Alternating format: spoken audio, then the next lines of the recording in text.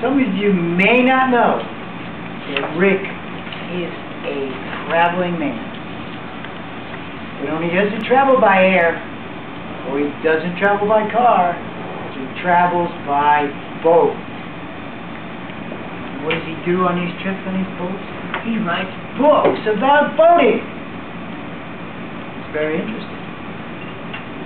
Rick has written numerous books and given numerous speeches about boating all around. But tonight, he has a new idea some of you may not have heard about giving speeches. It's called mind mapping. Please welcome Rick.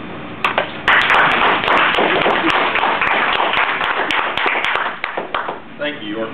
Andy, don't time me for a few minutes. I'm going to introduce the concept of mind mapping, and then I'm going to give a speech. It's totally unrelated. Mind mapping, I went to a seminar in another organization about if you're not giving an impromptu speech, you have nothing ready. And really, that's what I'm doing.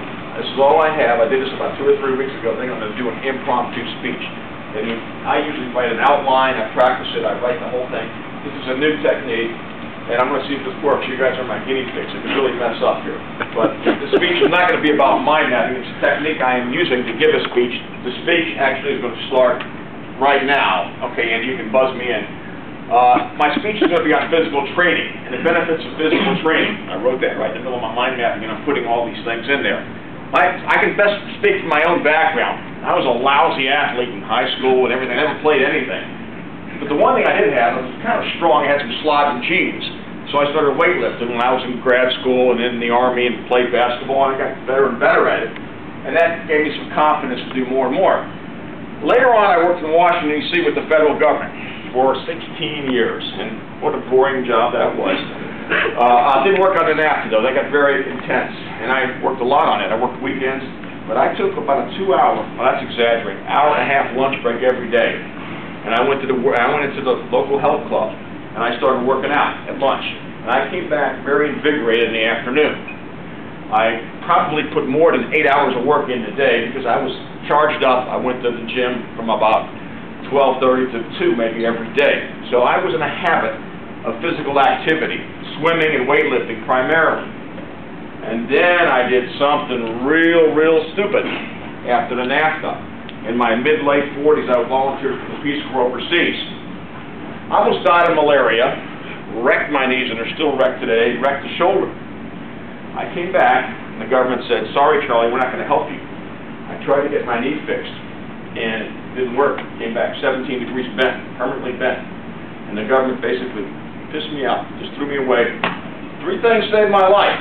I really mean this. One Catholic priest told me, never ever give up. Bay Pines VA Hospital said, they gave me I had a total knee. I said I was bent like this, and they went in there and gave me some hope. But still didn't do that much good. I had 3 total knee replacements. The other thing I think my life was that dang YMCA right down the street. I'm going to have to go in there every day. People say I should be the poster child for the Y. I came in there in a walker in 2003, and I can walk now, and I work. So I really believe in this, and it kept me going. I kept seeing a little improvement month by month, day by day. So I'm a big believer in getting in the habit of physical activity. I still have too much here, but there's a lot to be said. When I worked for the federal government, I guess I came back and I was charged up every single day, and I did more work in the evening, late at night, because I did physical activity. There's other advantages. I can't do every exercise in the book, but I can do a nice Y like we have in St. Petersburg. You can pick and choose. I can only do certain things for my knee. I see Carol there quite often, too, at the local Y. Great. It's also a great, besides Toastmasters, 95% of my friends here in St. Petersburg I've met through that YMCA. Great place. Another great side attribute of physical activity. And it's self-discipline.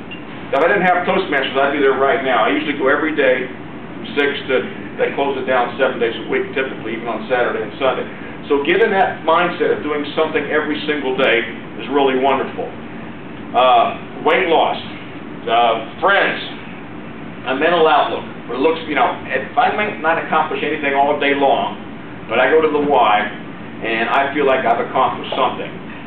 And to me, the benefits of physical training, planned physical activity, are far outweigh. You can't write them down so much, but I can tell you this, it's really probably been one of the factors that saved my life when I was really a mess back in 2003.